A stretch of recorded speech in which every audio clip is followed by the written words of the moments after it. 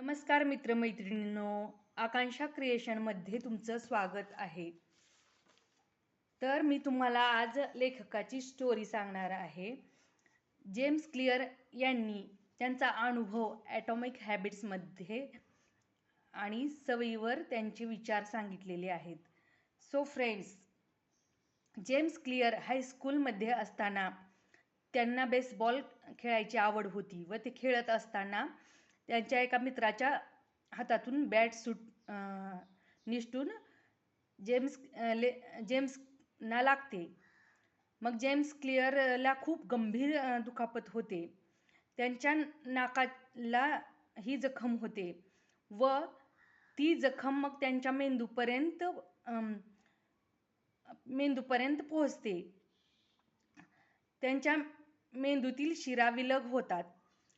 तर असा गंभीर परिणाम होऊन ते बेशुद्ध होतात. मग तात्काळ त्यांना हॉस्पिटलमध्ये नेण्यात येते. मग तिथे ते काही दिवसांनी रिकवर होतात. पण ते घरी येतात तेव्हा त्यांचा वेळ जात नसतो. मग ते काय करतात, त्यांना खेळातूनही काढून टाकण्यात आलेले असते. मग ते परत काही दिवसानंतर ते रिकवर होतात. मग परत त्यांना त्यांच्या छोट्या छोट्या सवयी, रिकामा वेळ जावा म्हणून ते त्यांच्या छोट्या छोट्या सवयीवर ते विचार आपल्या डायरीत लिहितात.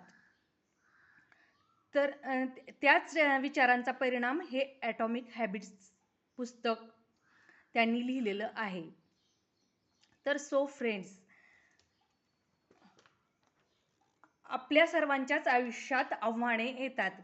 लेखकाच्या आयुष्यातील आव्हानापैकी एक बेसबॉलच्या बॅटने झालेली गंभीर जखम.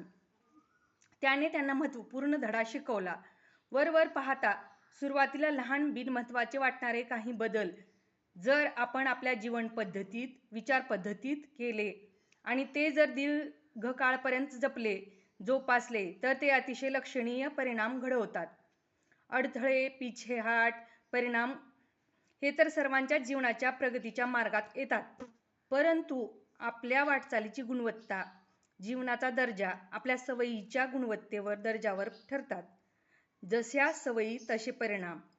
चांगल्या सवयींनी काहीही मिळवता येणे शक्य आहे.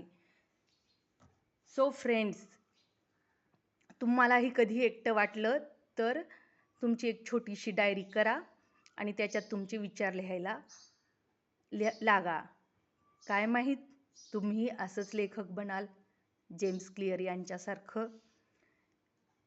तर तुम्हाला ही बुक, ह्या पुस्तकावरील विचार कसे वाटले आणि शक्य झालं तर हे पुस्तक तुम्ही खरेदी करून वाचा.